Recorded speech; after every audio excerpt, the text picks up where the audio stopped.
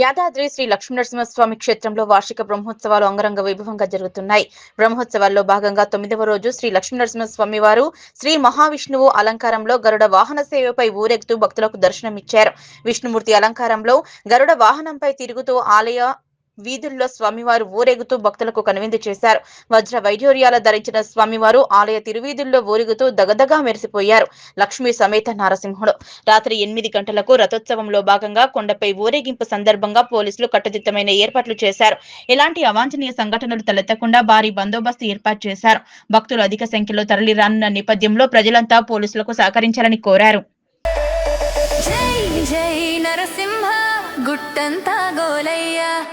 లక్ష్మీ సమేతుడై భక్తుల పాలయ్యా.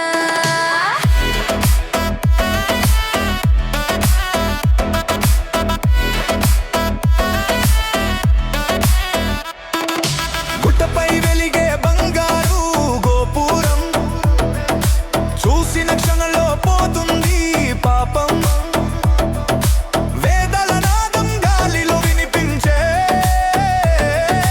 భక్తుల కోరికలు స్వామి తీర్చే. సింహ గర్జనలో శక్తి చూపే చూడగానే మనసుకు ధైర్యం ఇచ్చే. జాతర సందడిగా యాదాద్రి మారే. జనం జనం వచ్చి జై నినాదం చేసే. డోలు మోగితే ఊరూగే నరసింహ నామమే గుండెల్లో నిలిచే. కోలాటం అడుగులతో కత్తి వెల్లువా నరసింహ దయతో జీవిత వెలుగు.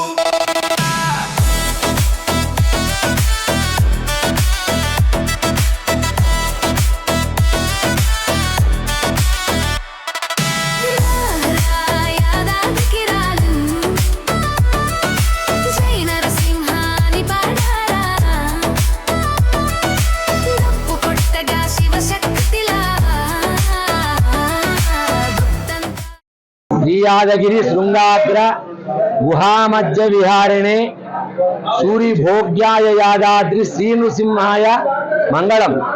ప్రియ భగవద్ బంధువులారా, శ్రీ యాదగిరి లక్ష్మీ నృసింహస్వామి వారి దివ్యక్షేత్రంలో అత్యంత వైభవపేతంగా శ్రీపాంచరాత్రాగమ శాస్త్రానుసారంగా నవాన్నిక బ్రహ్మోత్సవములు భక్తుల యొక్క దర్శనార్థమై అంగరంగ వైభవపేతంగా మనం నిర్వహించుకోవడం జరుగుతుంది. ఈరోజు 8వ రోజు.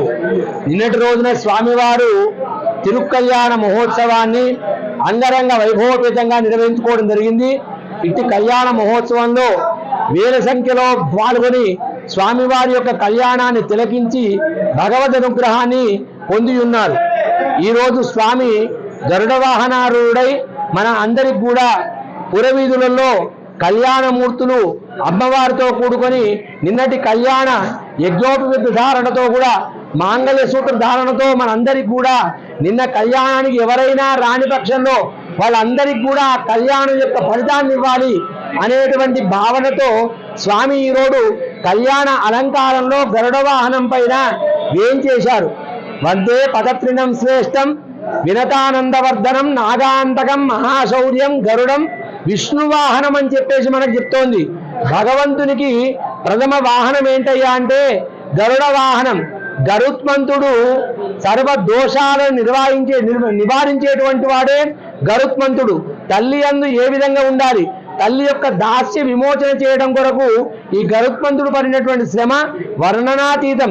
అమృత భాండాన్ని తీసుకొచ్చేసి కద్రువ పుత్రులకు ఇవ్వడం కొరకు తన తల్లి యొక్క దాస్యాన్ని విముక్తి చేయడం కొరకు ఆ గరుత్మంతుడు ఇంద్రలోకానికి వెళ్ళి అమృతాన్ని తీసుకొచ్చాడు. అయినా దాన్ని అమృతాన్ని ఎట్టి పరిస్థితులను ముట్టుకోకుండా అది మళ్ళీ యథాప్రకారంగా ఇంద్రుని పంపించే విధంగా చేశాడు. భగవంతుడు ఈ యొక్క తల్లి మాతృదాస్యానికి మెచ్చి నీకేం కావాలయ్యా అని అడిగితే ఏది స్వామి నిన్ను మోయడమే నాకు కావలసిన దాస్యత్వ భావము. నీవు నా మీద ఉంటే చాలు, నేను అందరికీ దర్శింపజేస్తాను.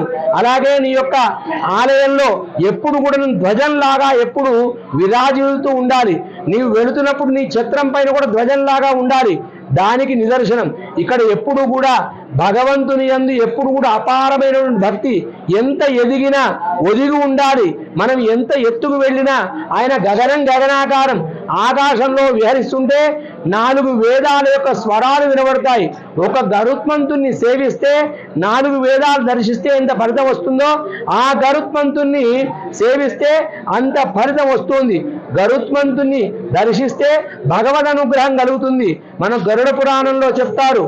గరుడ పురాణంలో భగవంతుని దర్శించినట్టయితే మోక్షం కలుగుతుంది, వైకుంఠ ప్రాప్తి కలుగుతుంది, సర్ప దోషాలు పోతాయి, రాహుగ్రహ దోషాలు పోతాయి, ఆరోగ్యం చేకూరుతుంది.